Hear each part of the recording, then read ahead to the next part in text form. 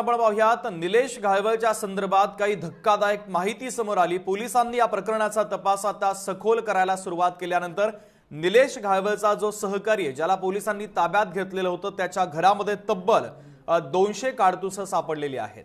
अमोल धर्माधिकारी आमचे प्रतिनिधी थेट जोडले जातात त्या बातमीच्या संदर्भातले अधिकचे अपडेट्स देण्यासाठी।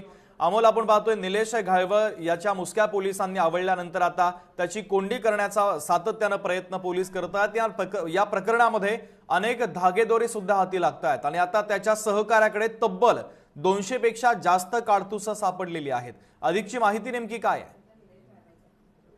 शुभम, खरं तर धक्कादायक माहिती ही पोलीस तपासामध्ये समोर आलेली आहे। सध्या निलेश घायवळ हा जरी फरार असला तरी त्याच्या साथीदारांवर मात्र पोलिसांकडून कारवाई सुरू आहे।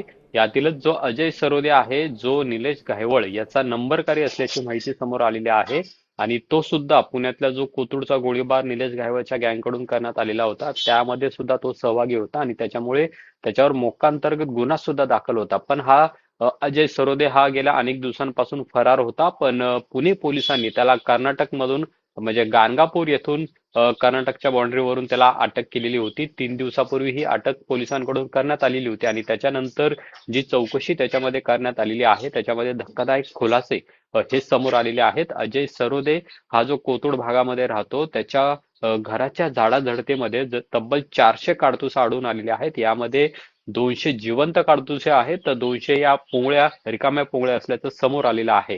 त्याचबरोबर अजय सरोदे याच्याकडे जो पिस्तूल आहे त्याचा परवाना सुद्धा असल्याचं समोर येते। 24 जानेवारी 2024 रोजी त्याला हा पिस्तूल परवाना मिळालेला आहे आणि त्यामुळे आता त्याला जो पिस्तूल परवाना दिलेला आहे त्यामुळे पोलिसांवर सुद्धा प्रश्नचिन्ह निर्माण केला जातोय, कारण निलेश घायवळ याच्या टोळीतला हा सदस्य आहे, नंबरकारी आहे, असं असताना सुद्धा त्याला परवाना कशा पद्धतीने दिलेला गेलेला आहे याची